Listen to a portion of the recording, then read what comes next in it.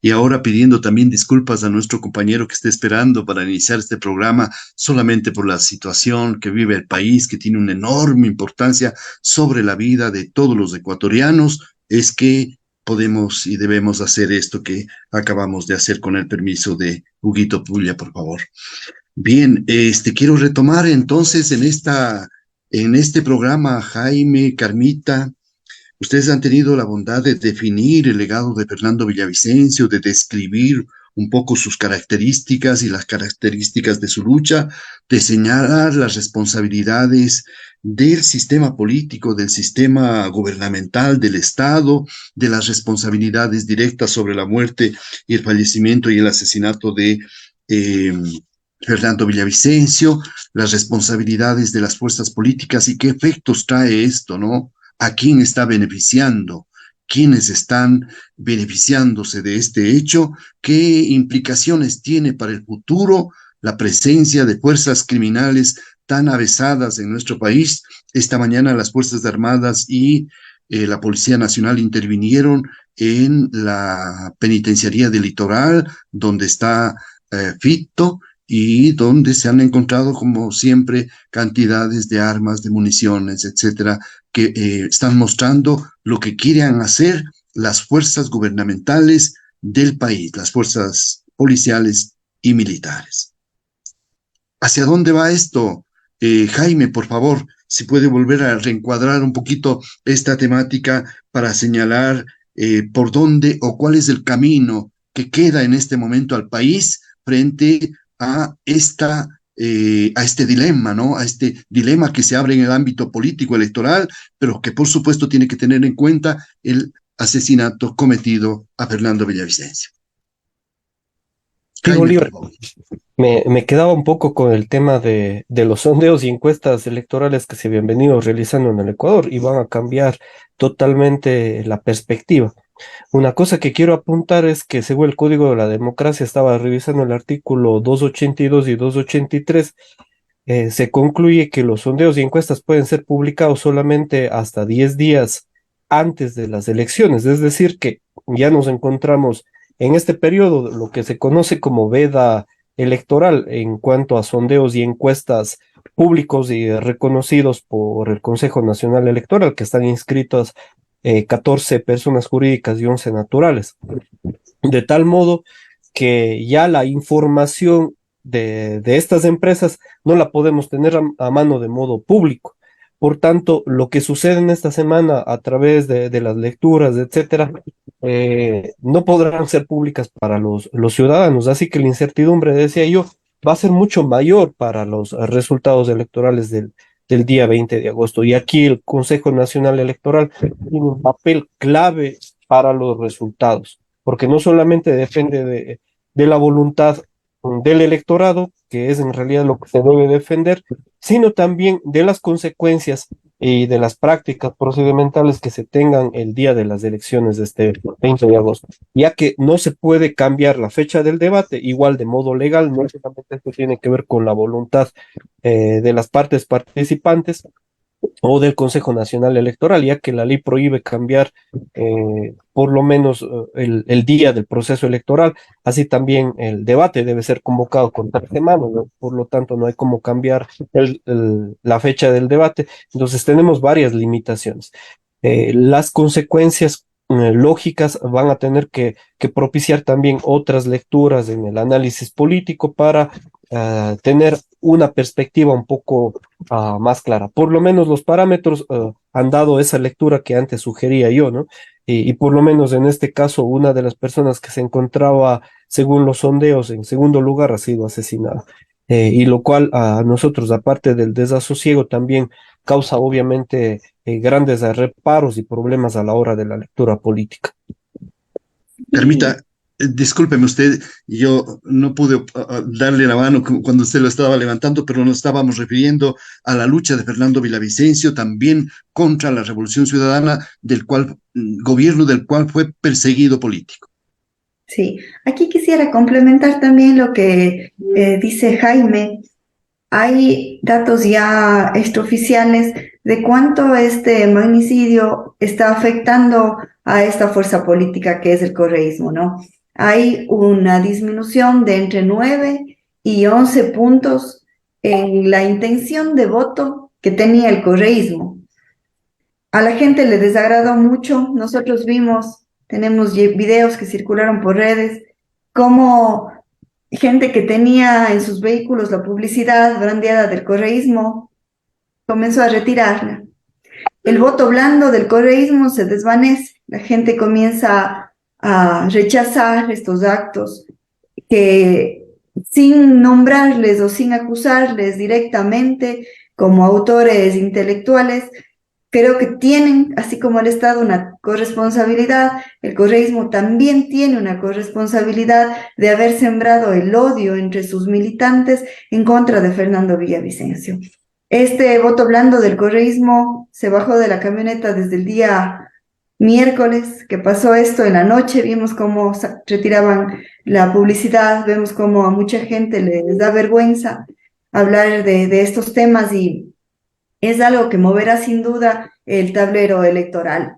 Ahora las opciones se ven reducidas. Si bien no tendremos encuestas ya, tenemos la data, la gran data que es analizada por varios software de las redes sociales que nos dan también una lectura clara de lo que se tiene. Por ejemplo, nosotros en la última semana, previo a la encuesta que salió de ese datos que le ponía a Fernando en segundo lugar, teníamos una lectura de la data que confirmaba esos resultados, que asimismo era con una particularidad en las encuestas de que Jan Topic venía inmediatamente atrás de Fernando y con una curva de crecimiento con una pendiente mucho más elevada.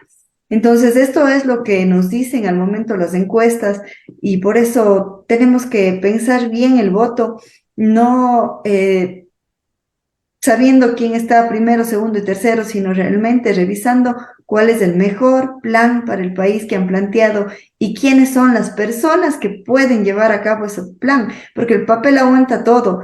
Le cuento, cuando en alguna ocasión iba a ser candidata, le venden los planes de gobierno, le venden hechitos, y usted solamente tiene que presentarlos ante el CNE. Entonces, el plan de gobierno nos dice una parte, pero el resto dice la persona que está para ejecutar ese plan. Siempre la invitación de nuestra parte siempre ha sido a eso, hacia un voto responsable, un voto informado, un voto consciente, y aprovechar este minuto también para instar al CNE a actuar en derecho en cuanto a la consulta que realizó Construye Gente Buena, y garantizar la democracia, garantizar la igualdad, garantizar a las minorías, que no seamos victimizados con la muerte de Fernando Villavicencio por parte del CNE, sino que de alguna forma se tenga esto para que nosotros podamos participar en igualdad de condiciones. Mientras el resto de candidatos se han preparado para el debate 2 meses, simplemente el binomio de Fernando tendrá un día, 2 días o horas, si es que el CNE no responde oportunamente las consultas que se han formulado. Entonces, instar al CNE a que no den declaraciones anticipadas como las realizó ayer Pita, sino que analicen en derecho y que pongan sobre todo la democracia del país por encima de todas las cosas. Tengo datos alarmantes que publicó el Latino Barómetro, en donde se preguntaba qué porcentaje en toda Latinoamérica, en cada uno de los países, preferirían una dictadura. Y el país con el índice más alto de respuesta positiva es el Ecuador, con el 48%. Es decir, que la gente prefiere una dictadura en estos momentos, ante el hastío del fallo del gobierno, del desgobierno que llamo yo, que hemos vivido en estos últimos años, y está en manos del CNE el devolver la esperanza para que podamos continuar en democracia, que no será el modelo perfecto de gobierno, pero que es el único que ha resultado en los últimos años. Esos dos llamados, a tanto a la gente como al CNE.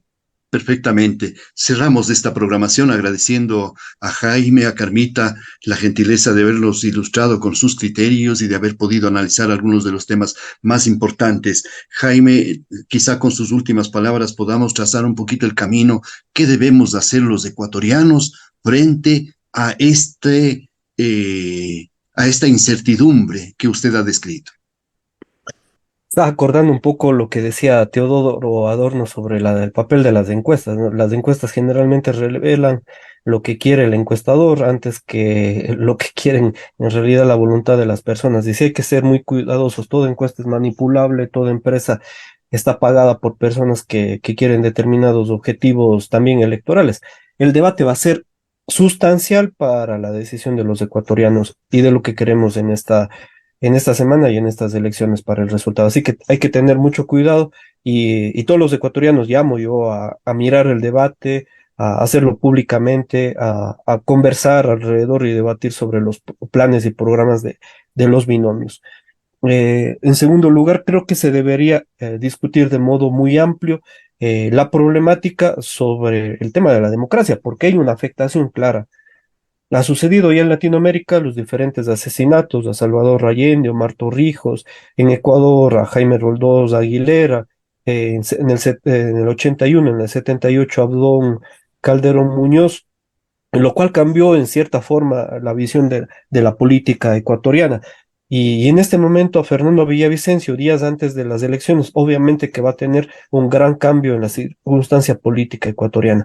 Entonces, debemos ser mucho más comprensivos y estamos cerca apenas a 2 días de lo que conmemoramos nosotros los ecuatorianos el 10 de agosto y creo que necesitamos hacer un grito nuevamente por la libertad, la democracia y la igualdad de condiciones para todos los ecuatorianos en estos días. Perfectamente, Carlita. Cerramos con usted esta programación, quizá avisorando una esperanza, una luz en este túnel de incertidumbre, de temor, de miedo también entre los ecuatorianos y, por supuesto, la clase política también. Así que, por allí, sus últimas palabras, Carmita, por favor. Simplemente decirles a la gente que salgamos de esta indefensión aprendida en la que nos han puesto los políticos de turno y que nos levantemos. Nosotros somos más, somos mucho más, ellos son pocos. Es momento de dejar a un lado el temor de que este sentimiento, estos sentimientos con los cuales yo iniciaba la conversación el día de hoy, que decía que es un cúmulo de sentimientos, sean esa fuerza y ese motor para que Ecuador despierte y se levante en contra de esas mafias, de esas mafias políticas, mafias del narcotráfico, de esas mafias de la corrupción que han destrozado todo. Es momento de continuar el legado de un valiente, que su lucha no sea en vano, que su muerte, que su vida sea un ejemplo para nosotros y más bien no sea simplemente olvidado y que sea un personaje más en los libros de historia, sino que marque un cambio, que sea un antes de la muerte de Fernando Villavicencio y un después de gente llena de valentía y de ganas de tomarse el poder para que mejores días vengan para toda nuestra gran clase social, gran clase media en la que nos desarrollamos, salvando también a todos aquellos hermanos que necesitan de nuestra mano. Ese es el mensaje final con el que yo me quiero despedir en esta mañana, amigos, y que la unidad reine entre los ecuatorianos, no más pelea, no más división. Ya vemos a lo que lleva el odio y el revanchismo. Más bien, hagamos de estas elecciones una fiesta democrática. Nuestro homenaje a Fernando Villavicencio en esta mañana y nuestra gratitud con Carmita Íñiguez, con Jaime Chuchuca, a quienes agradecemos por su presencia y su participación, y a nuestros amigos oyentes que nos acompañan permanentemente a tratar los más importantes problemas de la ciudad, de la región y del país en Alba. Hasta pronto, muy buenos días. Un feliz día para ustedes.